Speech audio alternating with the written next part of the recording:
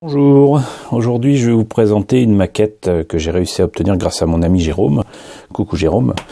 Il s'agit du Colonial One, qui est le vaisseau de la présidente dans Battlestar Galactica. Une série des années 2000 que j'aime beaucoup, vraiment beaucoup.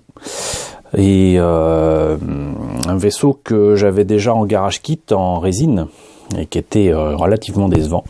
J'espérais vous présenter, faire une comparaison en fait entre le garage kit et le modèle plastique, et bien évidemment je n'arrive pas à retrouver le kit en résine, ce qui est extrêmement décevant, parce que ça aurait été sympa de vous montrer un petit peu les différences entre les deux modèles, mais bon, j'imagine que une fois que cette vidéo sera faite, le kit réapparaîtra, comme à chaque fois que je cherche quelque chose. Les trucs réapparaissent après, donc j'imagine qu'ils ont peur de passer devant la caméra, je ne sais pas. Quoi qu'il en soit, donc voilà ce kit en plastique. Je vous ai déjà présenté plusieurs kits de Galactica, d'autres suivront. J'ai retrouvé par contre, en cherchant le Colonial One en résine, j'ai retrouvé énormément de kits très intéressants, notamment le Viper de la première série de 1978, en boîte monogramme, en boîte Revell. Il y a beaucoup de choses à dire dessus, donc je me ferai un plaisir de vous le montrer. Et j'ai même le Raider Cylon de la première série, que mon ami Megawatt, coucou Megawatt, m'a offert il y a quelques années à Dijon, et donc je me ferai un plaisir de vous présenter tout ça. Et de toute façon, entre temps, il y aura certainement aussi des choses à voir sur le Viper Mark II et le Raider Cylon de la nouvelle série. Je pense qu'il y aura des choses à voir à ce niveau-là également. Donc tout ça pour vous dire que j'ai là donc le Colonial One de Mobius Models. Je ne sais pas s'il est sorti entre temps chez Revell, j'en doute même fortement, mais quoi qu'il en soit, donc il est là. J'ai réussi à l'avoir grâce à Jérôme à petit prix, dans le sens où visiblement c'était dans une boutique ou je ne sais où, à un prix complètement dingue de presque 65 € je crois.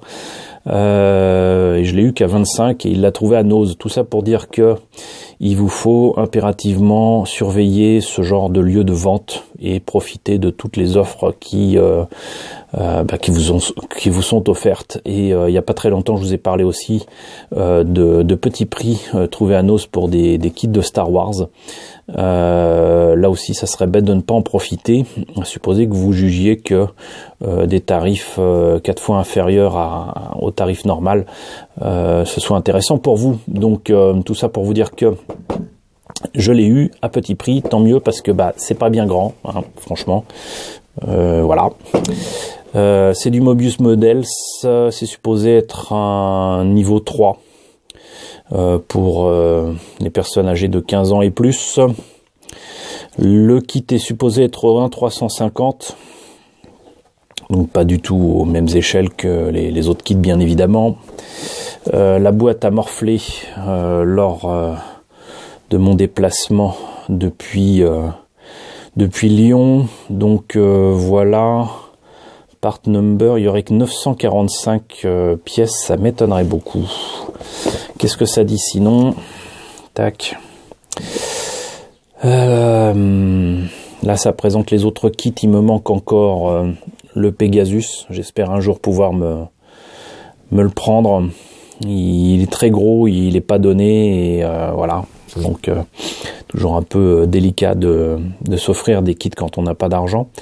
Quoi qu'il en soit, donc là on a la présentation du Galactica, de My Viper Mark II, Viper Mark VII, Pegasus, mais on pourrait y rajouter les vaisseaux Cylon, les vaisseaux refaits par Mobius de la première série, qui sont absolument magnifiques d'après ce que j'ai vu. Qu'est-ce qu'il pourrait y avoir d'autre à rajouter là-dessus? Il me semble qu'il y a alors comment il s'appelle ce vaisseau-là? Il y a un vaisseau de transport et de reconnaissance qui a été fait aussi ces derniers temps par Mobius. Ce kit-là date de 2014. Je savais pas que ça avait déjà 3 ans. Et visiblement, le kit est proposé avec les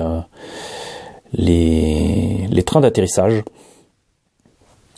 et deux options pour les décalcos avec deux marques différentes à mettre sur ce vaisseau de transport qui est visiblement très basique et que l'on voit de très nombreuses fois sur les mondes comme Caprica, quand on voit ce qui se passe avant la destruction des 12 colonies. Donc voilà, je trouve d'ailleurs au passage que le kit présenté ici est pas terrible.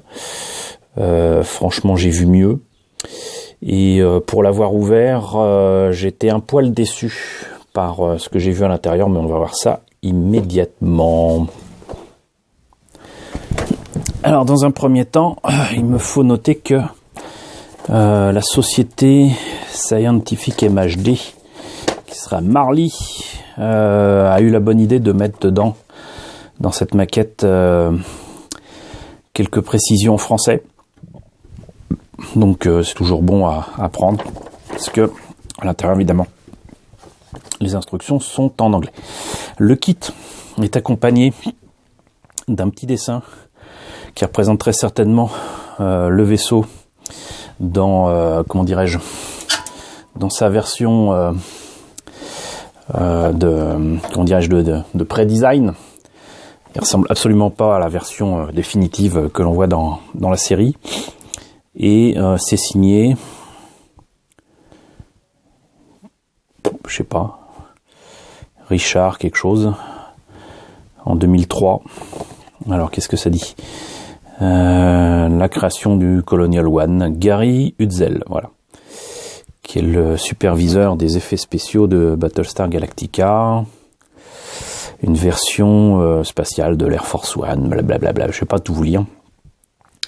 Et je n'arrive pas à lire la signature, mais en dessous il y a écrit Richard C. Livingston, qui est donc le gars qui a visiblement créé en tout cas ce vaisseau, et la plupart des vaisseaux et des environnements, donc des décors, qui sont dans Battlestar Galactica, ainsi que les spin-offs Caprica, Razor et Blood and Chrome. Voilà. Puis il aurait été inspiré par les jeux vidéo, les séries télé et les séries animées du samedi matin auxquelles sont habitués les Américains. Voilà. Et ce petit papier-là date de 2015, donc la boîte semble indiquer 2014, là il y a écrit 2015, ça ressemble un petit peu plus à mes souvenirs concernant la sortie de ce kit. La notice de montage. Alors ce qui est amusant, c'est que c'est coupé sur les côtés exactement comme les documents de nos amis de la série. Tout est hexagonal chez eux, c'est pas carré façon 21-29-7, donc ils les ont coupés exactement comme dans la série, c'est assez amusant. Donc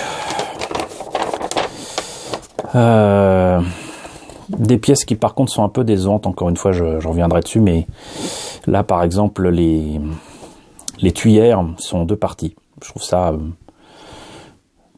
pas terrible, ça aurait pu être en une seule partie.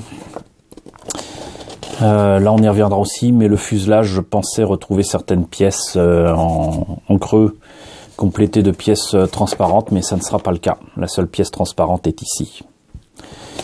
Et moi ça ne me convient pas. Pour une fois on y reviendra. Là encore des pièces en deux parties, avec là des pièces qui auraient pu être transparentes et qui ne le sont pas. Et beaucoup de détails sur la partie moteur. Là aussi des pièces qui auraient pu être en une seule partie et qui le sont en deux. Les pièces optionnelles pour faire la version train d'atterrissage ou pas, puisque le vaisseau est parfois il atterrit parfois sur des planètes, que ce soit sur Caprica ou la nouvelle Caprica, à un moment on voit que le vaisseau est au sol. Donc voilà. Et un stand assez étrange, où là apparemment on pourrait mettre le logo de Galactica et peut-être des colonies, alors qu'en fait, on va le voir, ce n'est pas possible de le placer tel quel. Les instructions pour placer les décalcos et et les couleurs, comment peindre, mais c'est en noir et blanc, c'est dommage. C'est d'autant plus dommage qu'il y a, comme je le disais, 2 choix de Decalco, Interson et Everson, et ils n'expliquent pas la différence. Pour moi, c'est simplement qu'il y a beaucoup de vaisseaux de transport comme ça qui traînent notamment sur Caprica, et qu'il y aurait donc 2 sociétés qui utiliseraient les mêmes vaisseaux, Everson et Interson. Donc, pour la planche de Decalco, là on a des trucs en bleu que je pense, moi, je vais certainement peindre. Les petits logos qui seront plus difficiles à peindre, par contre, qui sont bienvenus. Il me faudra choisir entre Interson et Everson. Le choix est vite fait, c'est Interson qui apparaît pour le Colonial One. D'autres petits détails qui, à mon avis, sont faisables en peinture, et cette bande-là qui serait peut-être un petit peu plus compliquée à faire, qui me semblait dorée, mais qui est là, et un jaune à l'œil nu, pas terrible. Et enfin, les fameux logos. Et là, il y a écrit « Bureau du Président ». Voilà, donc, qu'est-ce qu'il en est pour les pièces? Alors, comme je le disais, la seule pièce transparente livrée pour le vaisseau lui-même, c'est ça. Je suis désolé, j'ai pas enlevé des sachets parce que j'ai pas envie de perdre les pièces ou de les abîmer. Et donc rien pour les tuyères, rien pour quoi que ce soit. Donc ça, c'est un peu décevant. Et le stand fait apparaître en fait des continents qui rappellent la Terre, hein, puisque là c'est le continent nord-américain avec étrangement le continent sud-américain en tout petit. Peut-être l'Australie là. Et ça, il me semble que c'est un stand des vieux kits Aurora, dont s'inspire librement Mobius Model, et qui a peut-être réédité d'ailleurs des vieux kits d'Aurora, si je me rappelle bien. Et donc il y a ce stand qui est là. Alors évidemment, c'est des détails qui sont en plein à l'intérieur de la pièce, donc rien n'empêche de peindre ici et de mettre le Decalco dessus. Mais donc il n'y a pas intérêt en fait à utiliser les détails concernant la Terre sur un vaisseau qui n'en vient pas. Voilà, au passage. Donc ça, c'est les pièces et les grappes concernant les nombreux détails du moteur. Je vais pas dire que c'est grossier, mais c'est quand même très clairement des pièces qui auraient mérité d'être un petit peu plus fines. Mais c'est du Mobius. Voilà, on peut pas espérer plus. Pareil là. Pour les moteurs, j'aurais vraiment espéré vous montrer ce que ça donnait avec le kit en résine. Pièce optionnelle. Et on va dire la poste de pilotage. Le gros du vaisseau qui est là. Et c'est là que ça m'ennuie. Je vais quand même sortir ça du sachet. Alors j'ai fait ça comme un gros sagouin. Bon, les détails sont pas si mal ici. Mais donc voilà, donc ce qui m'ennuie, c'est que là on a des hublots, ils sont pas en transparent. Là il y a un hublot sans partie transparente non plus. Et là on a tout un tas de hublots qu'on voit continuellement éclairés, ici aussi, dans la série. Et c'est vaille que vaille. Sur la boîte, c'est présenté en noir. Et je trouve pas ça très très élégant de faire un kit comme ça plastique, qui aurait mérité soit d'avoir des parties là creuses, soit carrément transparente avec la possibilité de masquer les hublots et puis ensuite de peindre cette partie là pour pouvoir l'éclairer ou non, mais bon, quoi qu'il en soit, là c'est pas beau du tout. C'est décevant parce qu'en plus je ne peux pas trouver moi-même les hublots parce qu'ils sont carrés mais avec des bords arrondis, donc reproduire ça en les creusant un par un, c'est pas que ce soit impossible, c'est compliqué. Voilà, ça ne nous facilite pas le travail, ne facilite pas la tâche. Donc un kit, un brin décevant, qui présente quand même ce défaut majeur de ne pas avoir les hublots en transparent, ou du moins creux. Un kit à reprendre qui mériterait d'être éclairé, qui ne peut pas l'être en l'état, donc qui va demander énormément de boulot, ici, là. Là, vous voyez, là, par exemple, il y a cette partie-là transparente qui est ici, mais là, ça y est pas.